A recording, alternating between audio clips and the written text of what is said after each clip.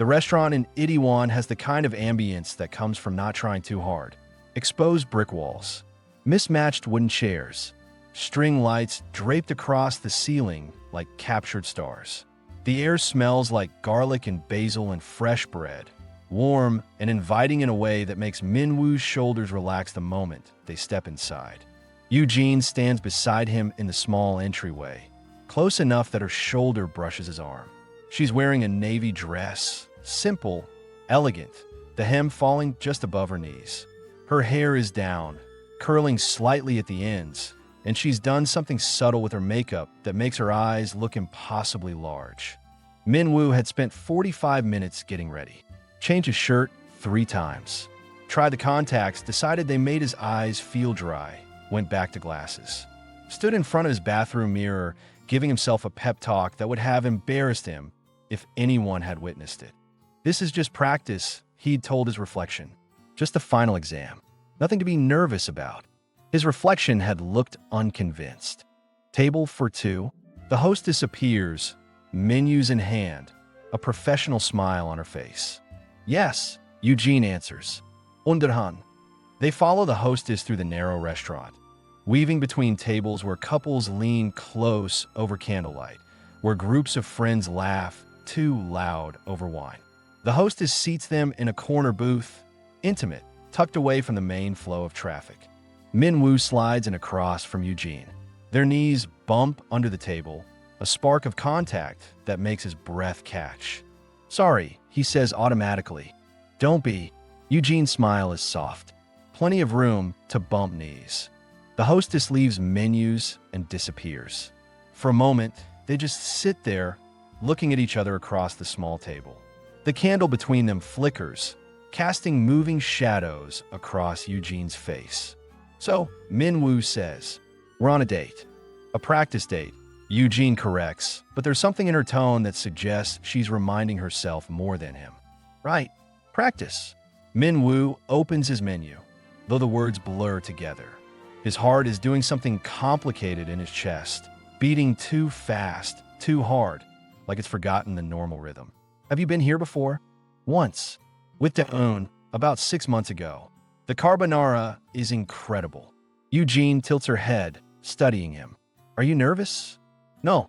The lie tastes obvious on his tongue. Maybe. A little. Me too. The admission surprises him. You are. Of course. She sets down her menu, folds her hands on the table. This is the final exam, remember? What if I fail?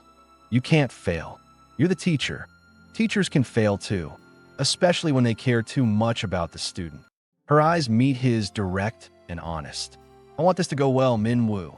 I want you to feel ready for the reunion, to feel confident. The waiter arrives before Minwoo can respond, asking about drinks. They order wine, a bottle of red that Yu-jin selects with the easy confidence of someone who's done this before. The waiter nods, approves, disappears again. Tell me something, Minwoo says once they're alone again. Something I don't know about you. Yu-jin's eyebrows raise. Is this part of the lesson? Conversation practice? No, this is me wanting to know. He leans forward slightly, elbows on the table. We've been doing these lessons for months, but sometimes I feel like I know the teacher version of you better than the real version. For a moment, she's quiet. Her fingers trace the base of the wine glass the waiter just filled, around and around in slow circles. Outside the restaurant, Itaewon pulses with Saturday night energy.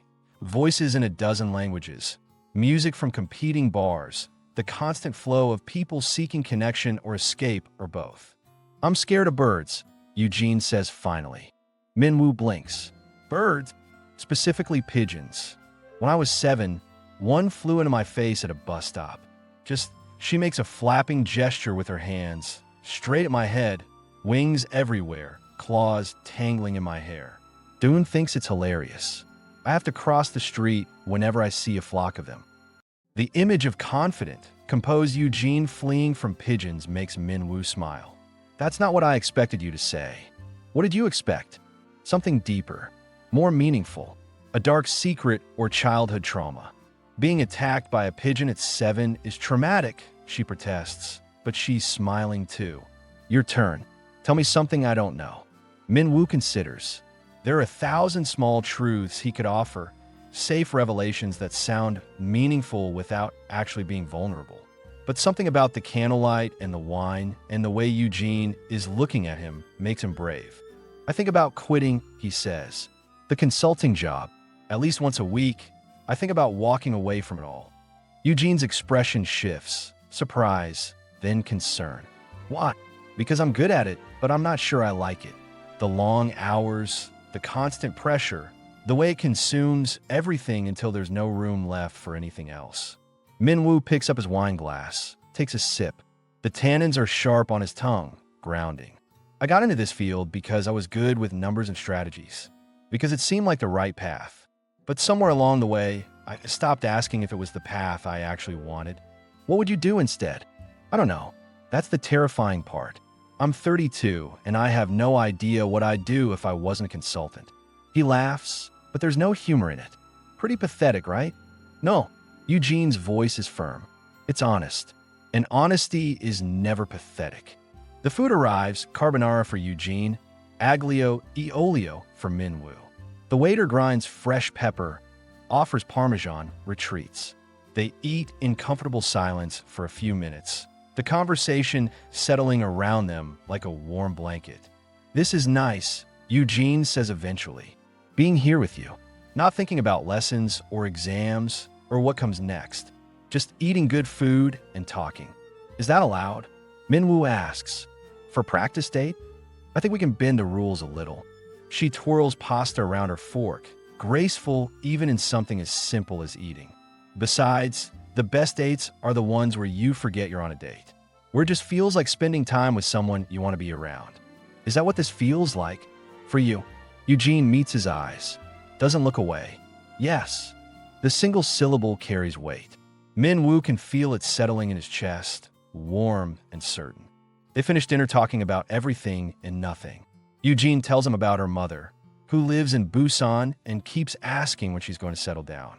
Min-woo tells her about his sister's kids, who call him boring uncle because he doesn't know how to play their games. They debate whether mint chocolate is an acceptable ice cream flavor. Yu-jin says yes. Min-woo remains unconvinced, and whether the Seoul subway system is actually efficient or just pretending to be. The conversation flows like water, easy and natural. No awkward pauses, no desperate searching for topics. Just two people who genuinely enjoy talking to each other. The movie theater is a 10-minute walk from the restaurant. They chose something light, a romantic comedy that's been getting decent reviews.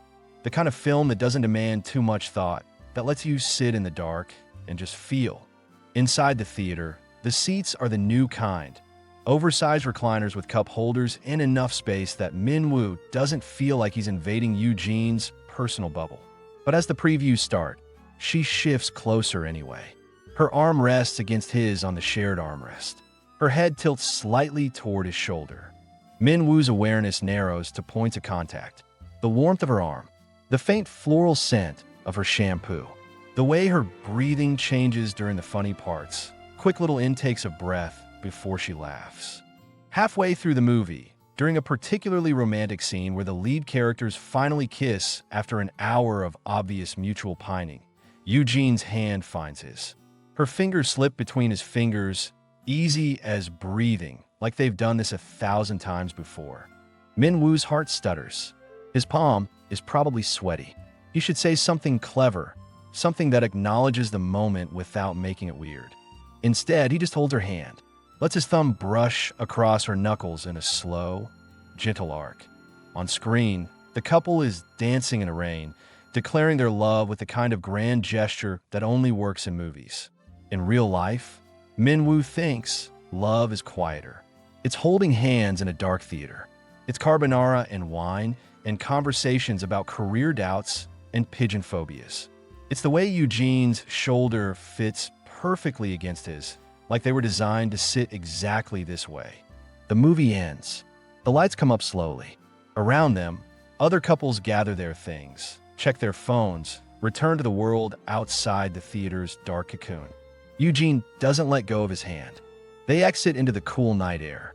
Itaewon is still alive, still pulsing with weekend energy. Neon signs reflect in puddles from an earlier rain Min-woo didn't notice. The street smells like street food and cigarette smoke and possibility. Ice cream, Yu-jin asks, still holding his hand. In this weather? It's freezing. Ice cream tastes better when it's cold out. That's a scientific fact. I don't think that's actually… Min-woo. She tugs his hand, playful. Do you want ice cream with me or not? He looks at her face, illuminated by neon and streetlights. Her eyes are bright, her smile genuine, her hand warm and is despite the cold air. Yes, he says, I want ice cream with you. They walk toward Namsan, hand in hand, debating ice cream flavors and arguing about the movie's ending. And somewhere between the theater and the ice cream shop, Min-woo stops thinking of this as practice. This is real. This is happening. This is the future he wants. Walking through Seoul on cold Saturday nights, holding Yu-jin's hand, arguing about mint chocolate. The reunion doesn't matter. Ji-young doesn't matter. Proving anything to anyone doesn't matter. The only thing that matters is the woman beside him, laughing at something he said, squeezing his hand 3 times like a secret code.